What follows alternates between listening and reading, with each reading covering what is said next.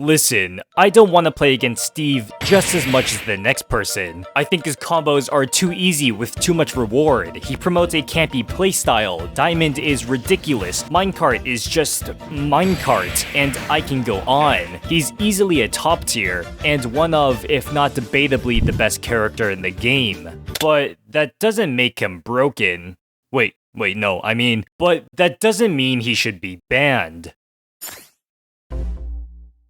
In fighting games, the most simple way to easily figure out if a character should be banned or not is by determining whether or not the meta is centralized around a single character, where playing any other character will most likely result in a loss. That's when a character is ban-worthy. Akuma from Street Fighter 2 is one of the first examples that comes to mind. A character so unbalanced that using anyone other than Akuma would basically result in a loss, when the only way to counter a character is to use that same character should a ban be considered.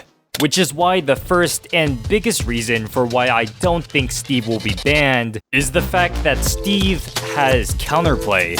Didi, one of the best Steve players, has been very vocal about Steve's weaknesses and how to counter him. How to deal with Steve is literally his pinned tweet. On top of that, he's also quite adamant about Steve's matchup chart, especially when it comes to the characters Steve loses to, even going as far as saying that Pokemon Trainer invalidates Steve. And he's not BSing a matchup chart and saying these things to make Steve look worse so he doesn't get banned. No, he actually backs up what he has to say in tournament. In a set between Didi and Jake, another top Steve, Didi opts to go PT for the entire set, where he exploits Steve's biggest weaknesses. Ivy's Razor Leaf is super spammable and mitigates a lot of Steve's options, not allowing him to mine or approach safely, while at the same time keeping him at a relatively safe range. It's so effective, I counted, and game 2 he used 102 Razor Leafs, even using 46 in one of the stocks.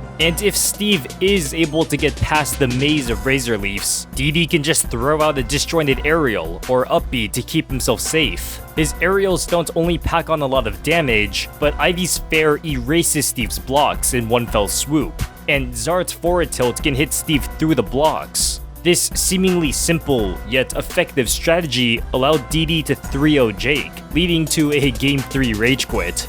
The matchup is more complex than I'm making it out to be, but it still shows my point about matchups and counterplay. Plus, I main Pichu and struggle really hard against Steve, so watching Didi win in such a simplistic way was honestly satisfying, especially when you look at Jake's face. Exactly how I look every time I lose to a Steve. Alright, anyways, it's not just PT that does well in the matchup either. Didi grouped a good handful of characters that either win, potentially win, or at the very least can go somewhat even with a character if you know the matchup. For example, Didi put Yoshi in the 3rd tier down, yet Yoshidora is currently 3-4 against the best Steve in the world right now, Akola. And just this month, Akola and Proto ran a 1st-to-10, where Proto was able to come out on top, taking games with not only Min Min by using her insane range, but also taking clean games with Lucina. And while editing this, cause my videos take 2 weeks to make, Louis Money and Anathema both 3-1'd Onin with Politina and Rob respectively.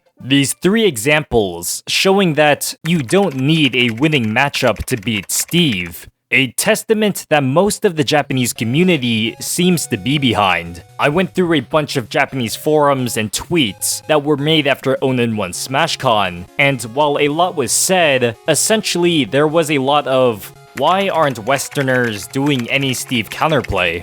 Japan seems to have a better understanding of how to play against Steve. Omuatsu, a top 50 player in Japan, even dropped a 45-minute video going over Steve counterplay. Steve may look so dominant in the States, but it's simply because we don't understand the matchup yet. So with time, I'm almost certain that top players will learn how to adapt, and Steve won't be as big a threat as he seems to be now. But that doesn't mean that people don't have legitimate concerns. Two different Steves have won two of the largest tournaments recently, and they weren't won by veteran players, but by two new up-and-comers who both had a dominant performance. So the concern is reasonable, especially when you consider the state of Smash 4 during its final era, where Bayonetta claimed the spot of the game's best character, where every top 8 was filled with Bayos, almost every major was won by her, and the grand finals of EVO was two Bayonetta mains, who, hate me if you want, would have never gotten that far in bracket if it wasn't for the fact that they were playing Bayo.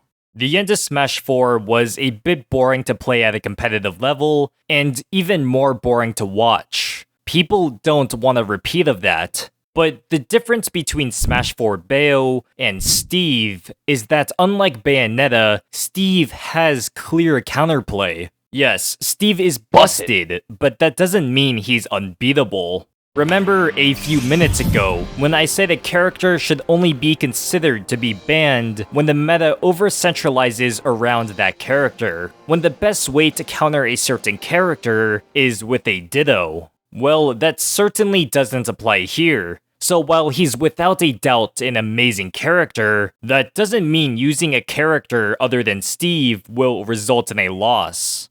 Right now, it just feels like there's a lot of mob mentality. Everywhere you go, you're gonna see people wanting to ban Steve. The current hype, coupled with the fact that, let's be honest, he's just annoying to play, is why there's so much attention being drawn to the subject. Hero's release was relatively similar. A new character with seemingly broken mechanics was released, and some people were calling for bans. Hero even becoming a trend and becoming banned in some local tournaments, similar to the one in Kentucky that recently banned Steve. And while Hero's situation is different due to Steve actually having results, I'm almost certain that once the banned Steve hype goes down, things will change. As more counterplay is discovered and more matchup experience is gained, the call for a ban won't be as prevalent. However, even as more counterplay is developed, that doesn't mean that Steves won't adapt to that counterplay and continue to create even more broken tech for Steve. So we'll just have to wait and see how the meta develops. We don't want to ban Steve too early, skewing the meta before it can become fully evolved. At the end of the day though, I can't give a definite answer on whether or not he'll be banned in the future. However, I do believe I've given strong enough evidence to support the idea that at least right now, and any time in the near future, Steve won't be banned. At least, not yet.